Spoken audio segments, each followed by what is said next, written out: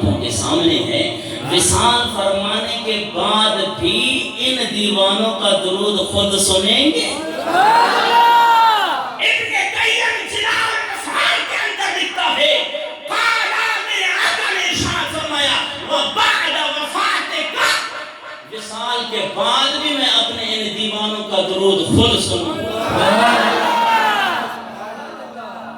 پھر میرے آقا نے خود اس کی وضاحت فرمائی، وہ میرے صحابہ تم کیا سمجھتے ہو؟ ان اللہ تعالی حرم علی الارض ان تأکل اجساد الانبیاء، خالق کائنات نے زمین پہ حرام کر دیا ہے کہ وہ انبیاء کرام کے جسموں کو کھائے۔ میں نے کہا وہ تمہارا نبی ہوگا جو مر کر مٹی میں مل گیا ہے، ہمارا نبی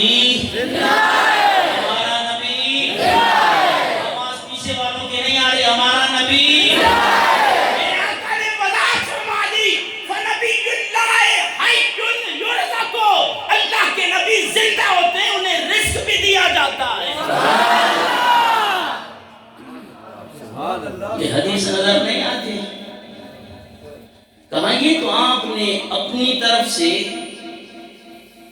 جناب کہا کہ جی حضور ان دیوانوں کا درود سنتے، کہاں لکھا ہوا؟ میں نے کہا پریشان کیوں ہوتا ہے، المحند علی المفند، اس جناب اس کے اندر تمہارے دیوبندی نے لکھا کہ جناب حاجی امداد اللہ مہاجر مکی اور رشید احمد گنگوئی آپ کے بڑے بڑے جو پیر، بڑے بڑے جو علماء تھے، وہ جناب والا دلائل الخیرات خود بھی پڑھتے تھے اور مریدوں کو بھی اس کے پڑھنے کی تلقین کرتے تھے۔ اس دلائل الخیرات کے اندر یہ حدیث مبارکہ موجود ہے، میرے آقا نے ارشاد فرمایا اسمع صلاۃ اہل محبتی واعرفهم، محبت سے پڑھنے والے درود کو میں خود سنتا بھی ہوں اور پڑھنے والے کو پہچانتا بھی ہوں۔ آپ کو پھر بھی خوشی نہیں ہوئی ہے؟ آواز بلند کہیں سبحان اللہ۔ آپ اس نبی کا کلمہ پڑھتے ہیں جو نبی کل بھی زندہ تھا، آج بھی زندہ ہے، جس کی نبوت کل بھی تھی اور آج بھی ہے۔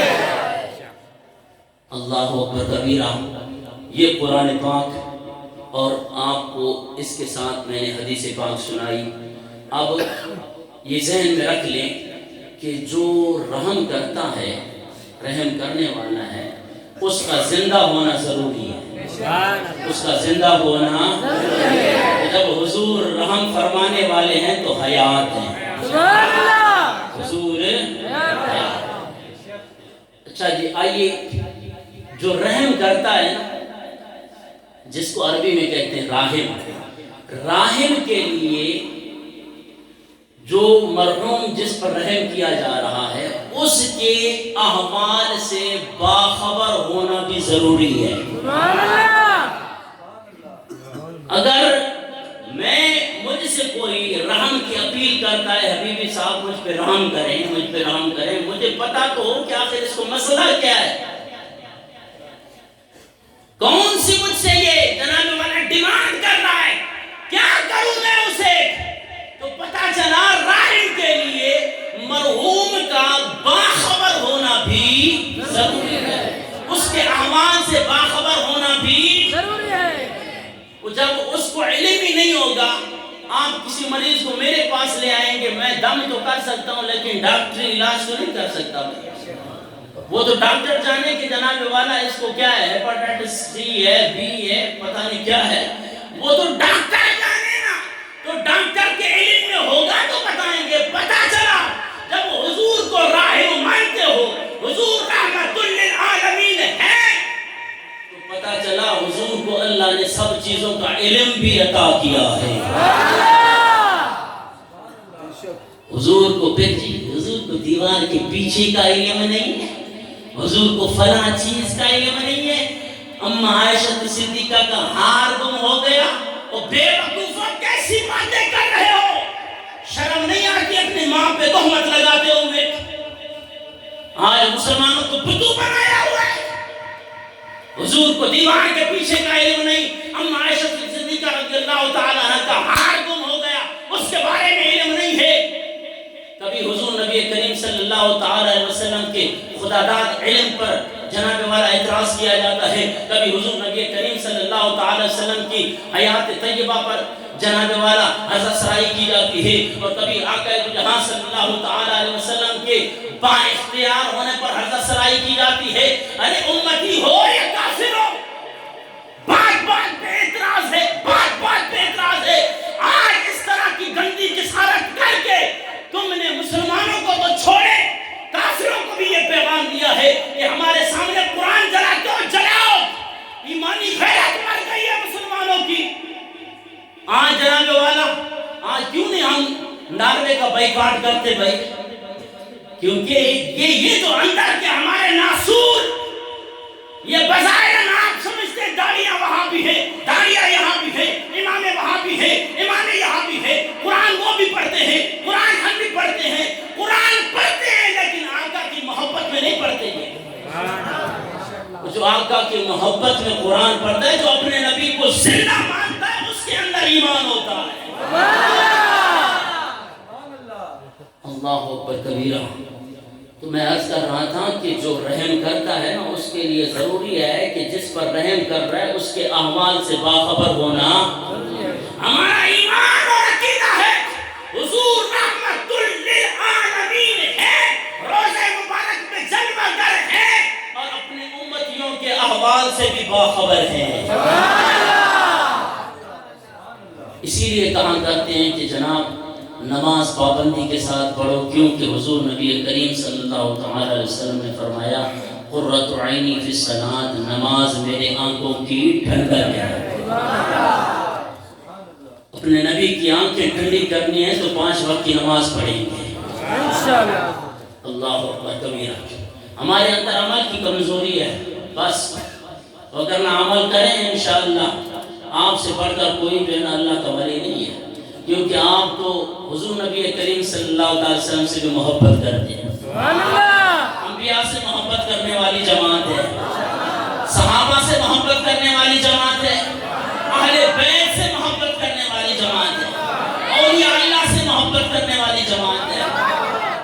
ہاں ولی تو ان کے وہ دکھائے نا ہمیں کہ کون سی ان کی قبر پر جھنڈے لگے ہوئے ہیں۔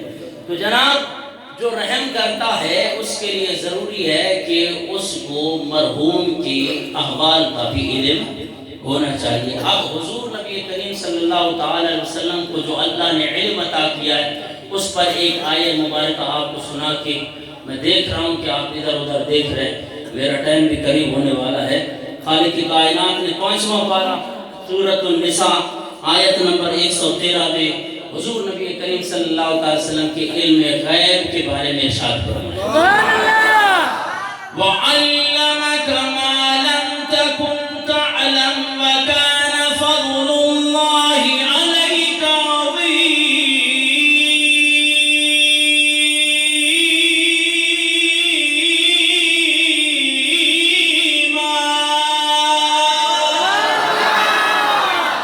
آخر بار کو بھی سبحان اللہ نہ چاہیے، بابا خالق کائنات نے ارشاد فرمایا وَعَلَّمَكَ مَا لَمْ تَكُنْ تَعْلَمْ۔ اے حبیب پیارے، آپ جو نہ جانتے تھے نا وہ سب کچھ ہم نے آپ کو سکھا دیا۔ پھر اللہ پر اعتراض کرو کہ یہ فلاں چیز کا حضور کو علم نہیں ہے، تو اللہ کو ارشاد فرماتا ہے وَعَلَّمَكَ مَا لَمْ تَكُنْ تَعْلَمْ۔ جو کچھ نہیں جانتے تھے حبیب پیارے، ہم نے آپ کو سب کچھ سکھا دیا ہے۔ جب حضور سب کچھ جانتے ہیں تو پھر یہ کیا کہ جی حضور کو دیوار کے پیچھے کا علم نہیں ہے۔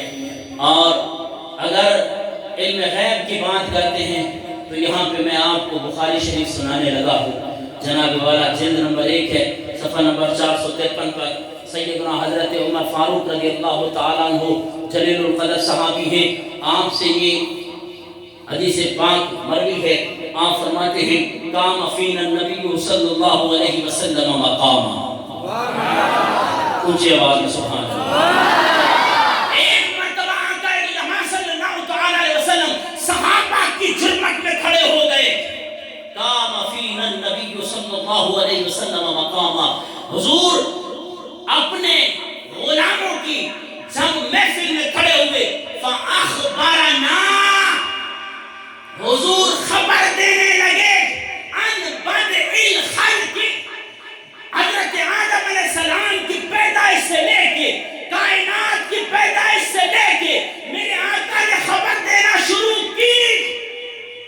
اللہ اکبر کبیرہ حتی دخل اہل الجنت منازلہم و اہل النار منازلہم، آخری جنت کے جنتی جانے تک اور آخری جہنمی کے جہنم جانے تک میرے آقا نے سب کی خبر دے دی۔ فأخبرنا عن بدء الخلق حتى دخل أهل الجنة منازلهم وأهل النار منازلهم، جنتی کے آخری جانے والا جنتی، اس کا نام بھی میرے آقا جانتے ہیں، اس کے باپ کا نام بھی جانتے ہیں۔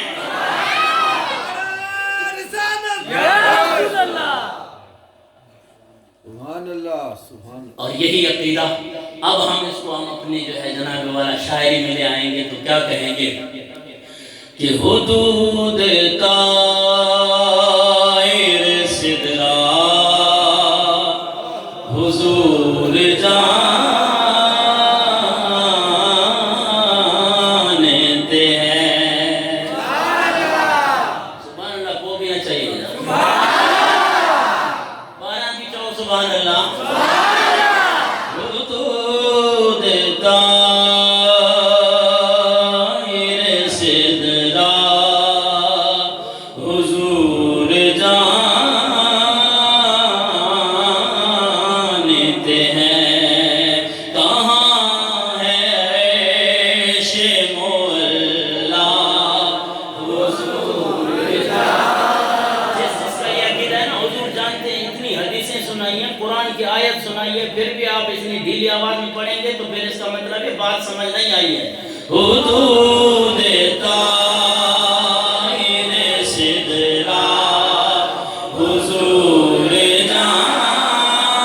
جانتے ہیں، کہاں ہے عیش مولا حضور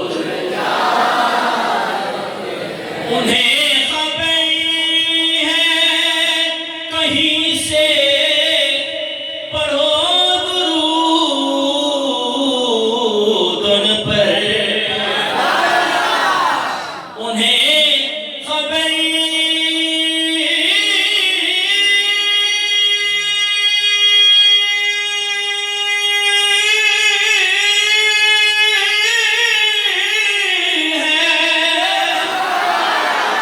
کہیں سے پڑھو درود ان پہ، کیوں کہ تمام دہر کا نقشہ حضور جانتے ہیں، تمام دہر کا نقشہ حضور اور بروز حشر شفاعتی کریں گے چن کر، بروز حشر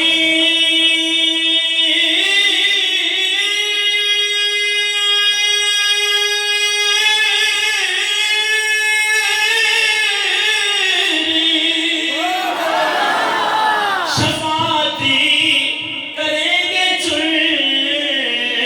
چن کر، کیوں کہ ہر ایک غلام کا چہرہ حضور جانتے ہیں۔ جس غلام کا یہ عقیدہ ہے اونچی آواز میں بولے، ہر ایک غلام کا چہرہ حضور جانتے ہیں، ہر ایک غلام کا چہرہ اور بروز حشر شفاعتی کریں گے وہ، لیکن اگر ہوا یہ عقیدہ حضور جانتے ہیں، اگر ہوا یہ عقیدہ تو حضور کو ہمارے احوال کا بھی علم ہے، حضور امتیوں کے احوال سے باخبر ہیں۔ دو عقیدے ہمارے ثابت ہو گئے۔ تیسرا اس میں عقیدہ جو ثابت ہو رہا ہے وہ آپ کے سامنے بیان کر کے آپ سے اجازت چاہتا ہوں کہ جو رحم کرتا ہے اس کے لیے با اختیار ہونا بھی ضروری ہے. اگر میرے اختیار میں کوئی چیز نہیں ہے، سامنے والا مجھ سے فریاد کرتا رہے، پیٹتا رہے، میں تو لاچار ہوں، بے بس ہوں، بھائی میرے ہاتھ میں کچھ ہے ہی نہیں.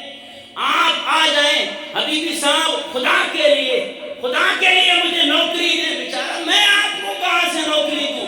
ہوں میں کوئی اس پاکستان کا وزیر اعظم، جناب میرے پاس کوئی چیز ہوگی، اختیار ہوگا تو آپ کو نوکری دوں گا نا بھائی.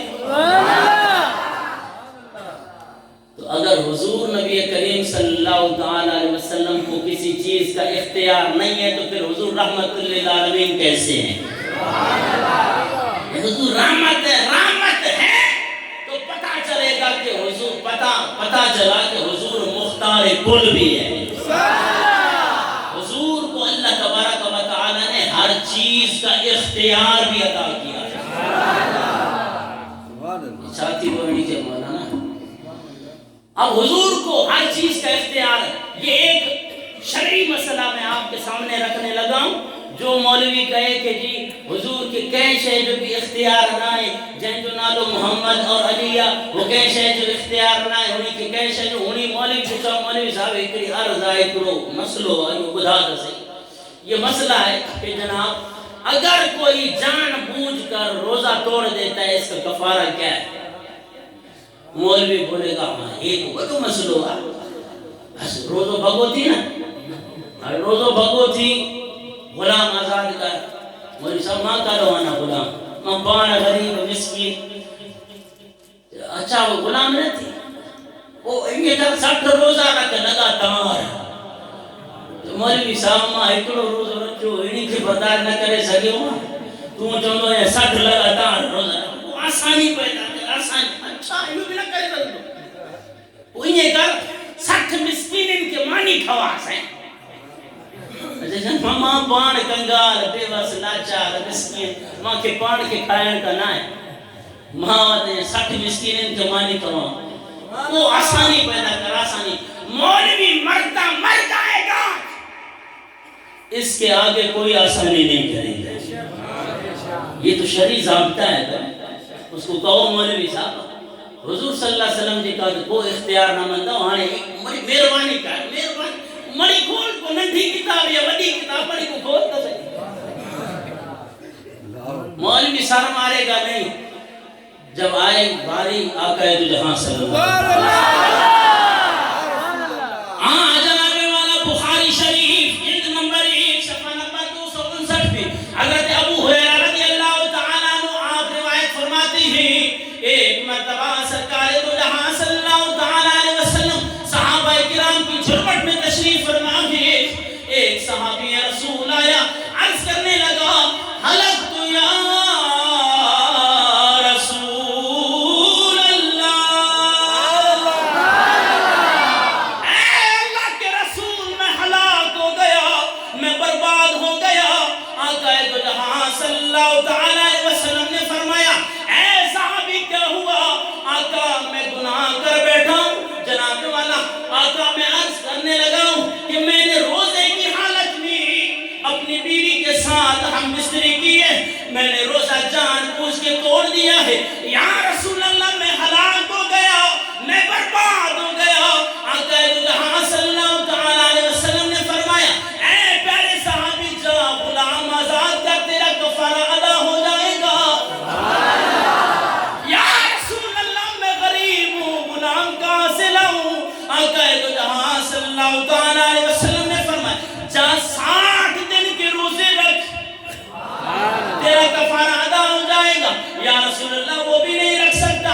آقا دو جہاں صلی اللہ تعالیٰ علیہ وسلم نے فرمایا جا 60 مسکینوں کو کھانا کھلا تیرا کفارہ ادا ہو جائے گا.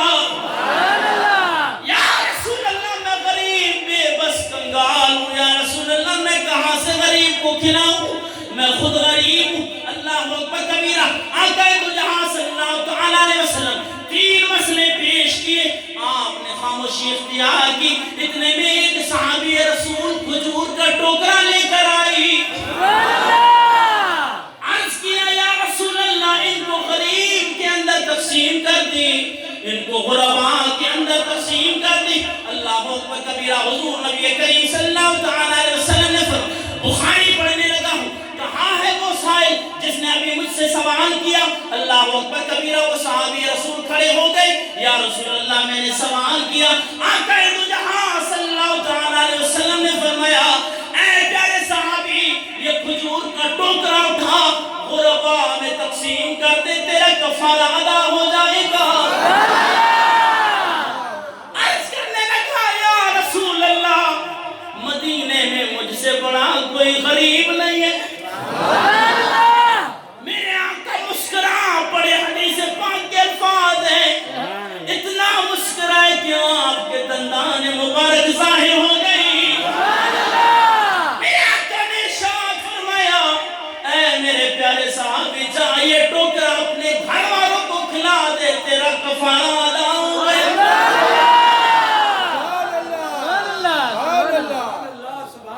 حضور تو کچھ بھی نہیں کر سکتے, تو ہی کرے دکھا. تو بیٹو بڑو مفتیاں جو کمڑی کو وسیلوں تو کر سکتے. تو اس لیے اپنا ایمان بنائیں اور پختہ کریں اپنے عقیدے کو کہ حضور نبی کریم صلی اللہ تعالی علیہ وسلم کو اللہ نے ہر چیز کا اختیار دیا. حضور زندہ بھی ہیں. حضور کیا ہے؟ حضور کیا ہے؟ اونچا بولیں. ختم کرنے لگا حضور. اور حضور کو اللہ نے علم بھی اور حضور با اختیار بھی ہے.